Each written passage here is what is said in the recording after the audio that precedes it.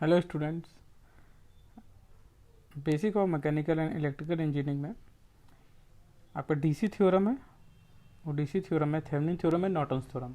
तो आज हम इस लेक्चर में थेवेनिन थ्योरम के प्रोसीजर को समझेंगे। इस थ्योरम को बनाया गया था थेवेनिन साइंटिस्ट द्वारा 1883 में।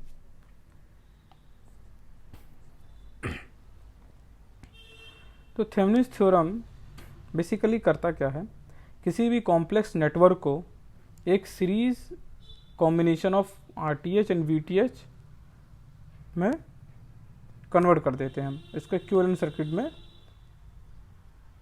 चेंज कर देते हैं। बेसिकली एक कॉम्प्लेक्स नेटवर्क है जिसके अंदर बहुत सारे रजिस्टर्स एंड ईएमएफ सोर्सेस लगे होते हैं। उसके बाद क्या करते हैं, दो हम इसी कॉम्प्लेक्स सर्किट से जो टर्मिनल ए बी है, टर्मिनल ए एंड बी, इसके बीच में दो चीज़ें फाइंड करते हैं। एक वीटीएस फाइंड करते हैं, आरटीएस फाइंड करते हैं। और वो दोनों एक बार फाइंड करने के बाद इसको एक थेवेनिन इक्विवेलेंट सर्किट में कन्वर्ट कर दिया जाता है कॉम्प्लेक्स नेटवर्क को। तो यहाँ लिखा हुआ है, the Thevenin replace the entire network by single source of EMF VTH in series with single resistance RTH। जब आपने VTH फाइंड किया, RTH फाइंड किया, उन दोनों को सीरीज में कनेक्ट कर देते हैं, वो एक थेवेनिन इक्विवेलेंट कहलाता है। Thevenin equivalent circuit is not same as its original circuit. जो आपका ओरिजिनल सर्किट था वो उसकी तरह थेवेनिन इक्विवेलेंट सर्किट नहीं रहता, लेकिन जो आउटपुट कैरेक्टरिस्टिक्स हैं, जो आउटपुट और जो वोल्टेज करंट हैं लोड में, वो सेम रहती हैं। और ये मेथड आपका केसीएल और केवीएल से ज़्यादा कन्वीनियंट होता है, ज़्यादा इजी होता है। प्रोसीजर देखते हैं step by step. Open the two terminal circuit. जो आपका टू टर्मिनल ए और बी जो सर्किट में थे उसको हम रिमूव कर देते हैं।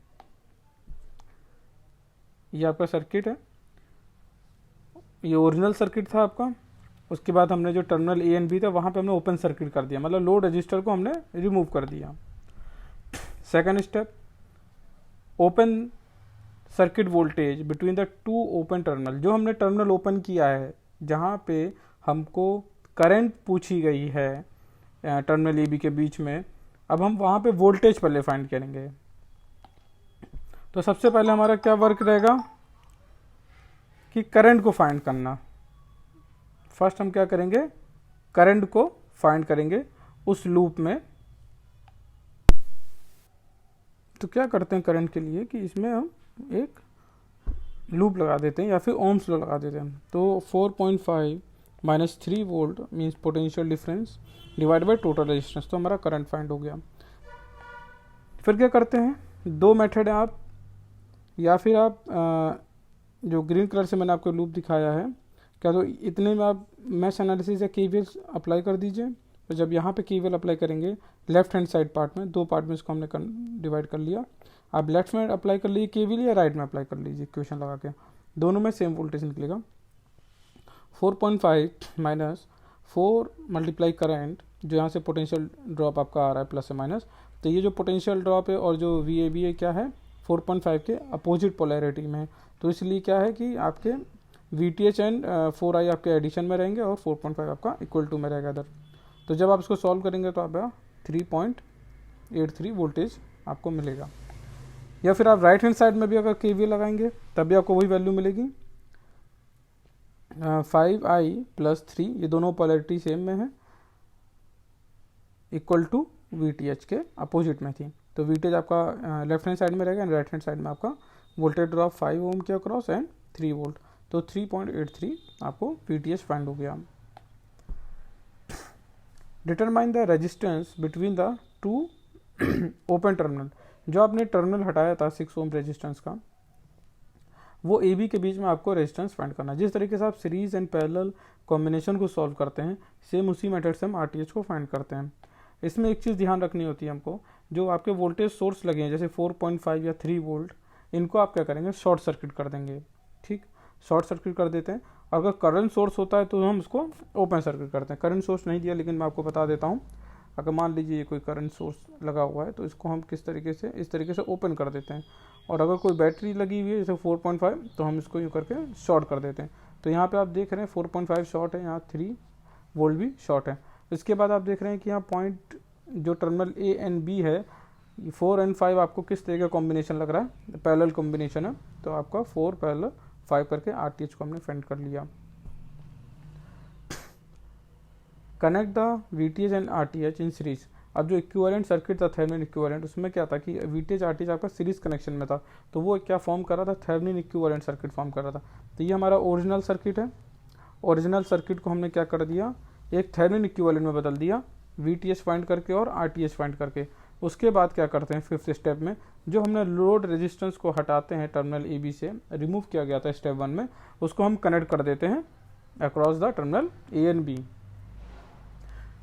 फिर क्या करते हैं, वहाँ पे हमें करंट फाइंड करनी होती है। तो करंट फाइंड करने के लिए हम क्या करते हैं, ओम्स लॉ अप्लाई कर देते हैं। ओम्स लॉ अप्लाई करेंगे तो अगर यहाँ पे आपके थेवेनिन इक्विवेलेंट में, तो थेवेनिन इक्विवेलेंट में अगर करंट आपको फाइंड करनी है तो क्या हो जाएगा, 3.83 divide by RTH plus RL।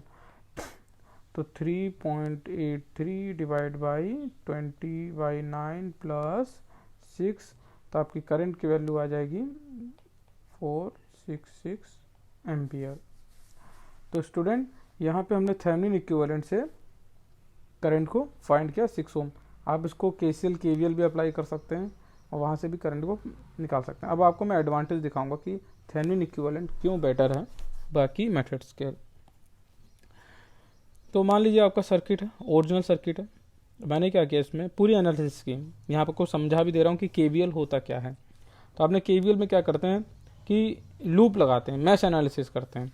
तो first loop and second loop जिसमें करंट I1 एंड I2 करंट फ्लो कर रही है, I1 current and I2 current loop 1 loop 2 में रेस्पेक्टिवली फ्लो करती है। तो पहले हमने इक्वेशन अप्लाई की, 4.5 equal to I1 4 plus 6 I1 माइनस I2। जिस लूप को आप सेलेक्ट करते हैं उस लूप की करंट को आप रेफरेंस करंट मानेंगे। ठीक, उस करंट को रेफरेंस करंट मानेंगे। तो I1 आपने करंट यहाँ पे रेफरेंस लिए, तो माइनस I2 करंट आपकी अपोजिट डायरेक्शन मारी, इसलिए हमने I1 माइनस I2 लिखा 6 ओम रेजिस्टेंस से जब फ्लो करेगा करंट। फिर इसको सॉल्व कर लेंगे, क्वेश्चन नंबर आपकी 1 बन जाएगी 4.5 equal to 10 I1 minus 6 I2। फिर इसी तरीके से केवल अप्लाई करेंगे लूप नंबर 2 में। अब इसमें हमारी करंट क्या हो जाएगी, I2 रेफरेंस हो जाएगी। तो यहाँ से मैंने शुरू किया 6 ओम से शुरू किया, 6 I2 minus I1 plus 5 I2 plus 6। तो ये तीनों जो वोल्टेजेस हैं सब क्या हैं, आपके सीरीज़ में हैं, पोलैरिटी सबकी सीरीज़ में है, कोई भी अपोजिट नहीं है। जब I2 आपके यहाँ से करंट फ्लो करेगा तो ये प्लस माइनस और ये प्लस माइनस, तो तीनों आपके सीरीज में हो गए। तो 6 I2 minus I1 plus 5 I2 plus 3 volt equal to 0। आपकी सेकेंड इक्वेशन बन गई 11 I2 minus 6 I1 equal to minus 3 volt. जब दोनों को आप सॉल्व करेंगे लीनियर इक्वेशन से, आपने लीनियर इक्वेशन से सॉल्व किया, सॉल्व करने के बाद आपको I1 एंड I2 करंट मिलती है। अब जो यहाँ पे आपकी करंट फ्लो कर रही थी, मैंने माना कि करंट जो हमारी A से B टर्मिनल की तरफ करंट फ्लो कर रही है 6 ओम में, तो करंट हो जाएगी, रेफरेंस करंट क्या हो जाएगा, I1 के डायरेक्शन में ये हमारा रिक्वायर्ड करंट है। तो मतलब कि I1 माइनस I2 flow in the 6 ohm resistor. तो 0.425 माइनस 0.0405 आपकी करंट आ जाएगी 0.466।